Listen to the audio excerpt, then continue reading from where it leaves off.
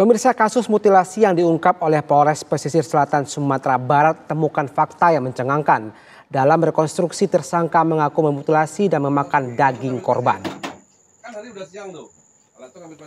Bobby, 34 tahun, satu persatu melakukan reka ulang atau rekonstruksi atas kasus pembunuhan yang dia lakoni 2 tahun yang lalu, yakni pada Maret 2023. Dari 18 adegan yang diulang, terdapat 2 adegan yang mencengangkan.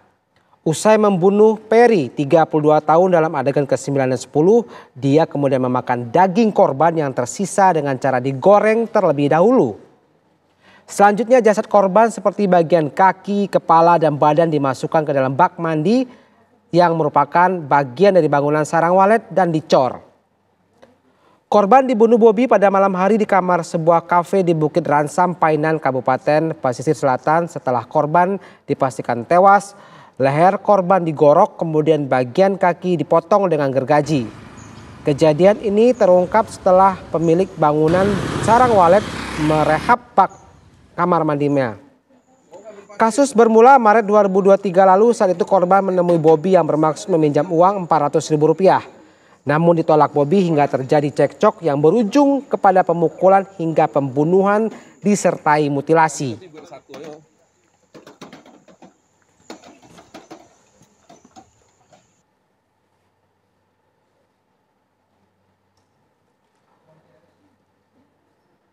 Kasus mutilasi yang diungkap oleh Polres Pesisir Selatan Sumatera Barat temukan fakta mencengangkan. Dalam rekonstruksi, tersangka mengaku memutilasi dan memakan daging korban. Untuk mengupdate informasi, kami telah berhubung dengan Ibtu Usman Kamal selaku Kepala Biro Operasi Reskrim Polres Pesisir Selatan Sumatera Barat. Pak Usman, selamat pagi. Bisa Anda terangkan bagaimana hubungan antara pelaku dengan korban dan apa pemicunya? Pak Usman, silakan. Ya baik, selamat pagi Mas Riki. Selamat pagi pemirsa TV One. Dapat kami sampaikan hubungan antara pelaku dengan korban adalah teman dekat. Jadi sebelumnya mereka sama-sama bekerja di tempat kafe tersebut. Untuk penyebab dari terjadinya pembunuhan ini yang dilakukan oleh tersangka dipicu oleh sakit hati Mas Riki. Yap. Jadi korban meminjam uang Rp400.000 kepada pelaku pada waktu kejadian tersebut. Namun kenyataannya korban ini sebelum-sebelumnya juga pernah meminjam uang dan belum dikembalikan. Pada saat terakhir meminjam uang terjadi cekcok mulut, pertengkaran dan perkelahian dan akhirnya melakukan pembunuhan. Demikian Mas Riki. Pak Usman, agak menarik nih, kasusnya lebih kurang 2 tahun baru terungkap. Apakah selama ini tidak ada laporan orang hilang nih Pak?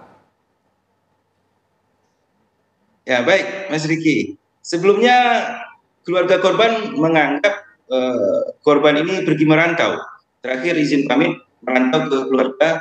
Kebiasaan dari korban ini Mas Riki memang kurang komunikasi dengan keluarga, namun tetap diberitahu. Terakhir keluarga tidak mendapat kabar dan akhirnya setelah ada penemuan kerangka baru korban diketahui telah meninggal dunia.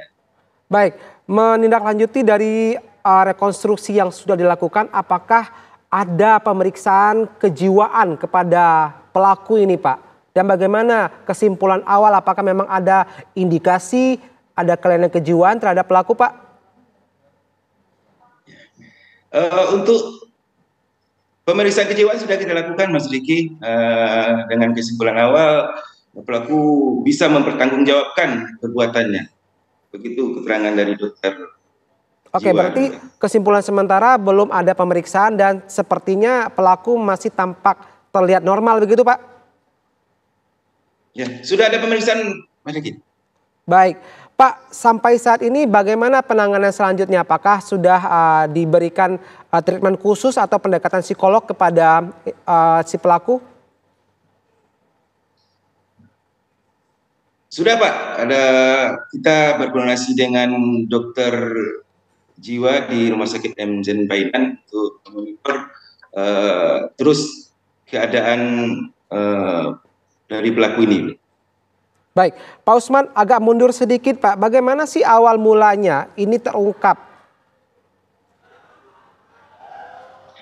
Baik, Mas Riki, dapat kami jelaskan pada hari Sabtu 5 April 2025 sekira pukul 10 waktu Indonesia Barat di sebuah kafe di kawasan objek wisata Pantai Bukit Ransam, Kecamatan Panjurai, Kabupaten Pesisir Selatan, ditemukan oleh pemilik kafe kerangka mayat di dalam sebuah bak mandi, yang mana bangunan tersebut adalah bangunan bekas sarang walet.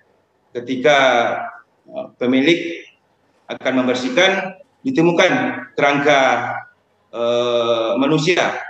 Setelah ditemukan, pemilik melaporkan kepada pihak kepolisian. Kami dari Kepolisian Resort Pesisir Selatan langsung menindaklanjuti dengan mendatangi TKP, mengolah TKP, dan melakukan penyelidikan atas kejadian tersebut, memeriksa saksi-saksi, dan akhirnya sekitar 14 jam dari penemuan kerangka tersebut, kami dapat menemukan tersangkanya. Demikian Mas Riki. Pak Usman, dari pengembangan kasus apakah ada potensi adanya pelaku lain dalam kasus ini? Sejauh ini belum ada tergambar untuk pelaku lain. Menurut dari keterangan tersangka maupun saksi-saksi, itu pelaku melakukan pembunuhan sendiri, tidak ada teman yang membantu. Baik, kasus ini mutilasi Pak. Dalam detail rekonstruksi adegan ke-9 dan ke-10 ada memakan daging korban Pak. Apakah ada keterangan apa alasan pelaku memakan, menggoreng, bahkan menambahkan daging bagian kaki korban dengan penyedap? Lalu kemudian dimakan, apa motif mereka dia melakukan itu Pak? Ya baik, untuk motif ya sama ya Mas Riki ya, motif sakit hati setelah melakukan pembunuhan, unsur sakit hati masih terasa sehingga pelaku memakan daging korban dengan sebelumnya menggoreng daging tersebut. Pak Usman, terakhir Pak, apakah ada pengembangan lagi lebih dari satu korban kah atau cukup terhenti pada ini saja korban potensi korbannya? Baik, berdasarkan keterangan saksi-saksi dan maupun tersangka, kita belum mengarah atau menemukan tersangka lain dari perkara ini.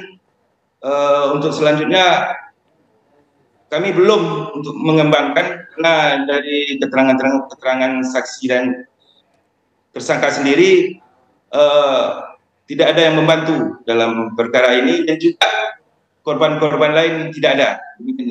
Baik, Pak Usman, Ibtu Usman Kamal, KBO Reskrim Polres Pesisir Selatan, Sumatera Barat. Terima kasih atas waktunya Pak, selamat kembali bertugas.